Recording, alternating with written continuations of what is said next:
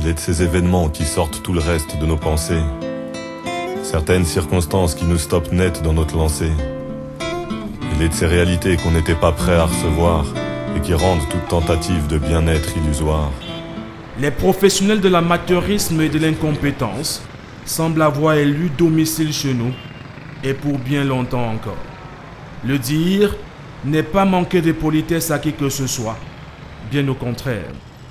Pour ceux-là qui aujourd'hui crient au scandale et au complot, il faut se souvenir que l'OPENDIS, ou Programme national de développement des infrastructures sportives, avait programmé la fin des travaux à Olembe et à Japoma pour 2014.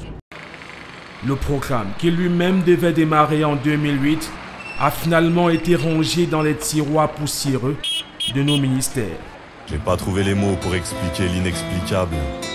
J'ai pas trouvé les mots pour consoler l'inconsolable. Je n'ai trouvé que ma main pour poser sur ton épaule, attendant que les lendemains se dépêchent de jouer leur rôle. 10 ans plus tard, Thierry m'a parlé d'injustice. Force est de constater que notre pays a fait l'objet dès le départ, dans le cadre de ce dossier, d'un traitement qui ne peut que susciter des interrogations. Face à cette injustice flagrante, le gouvernement de la République demande au peuple camerounais de garder toute sa sérénité et de ne pas céder à la tentation des polémiques stériles.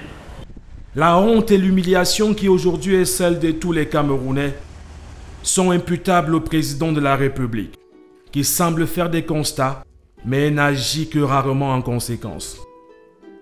Serions-nous incapables de faire ce que d'autres pays comparables aux nôtres ont fait ou sont en train de faire?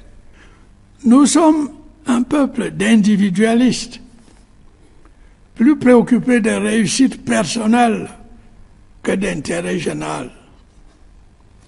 Notre administration reste perméable à l'intérêt particulier.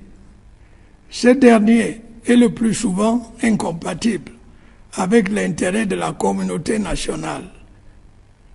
Dans un État moderne, cette dérive ne doit pas être tolérée. Reste maintenant à espérer que ces chantiers ne s'arrêtent pas. Avec la décision de Hamad, avec ce pays, on n'est désormais plus sûr de rien.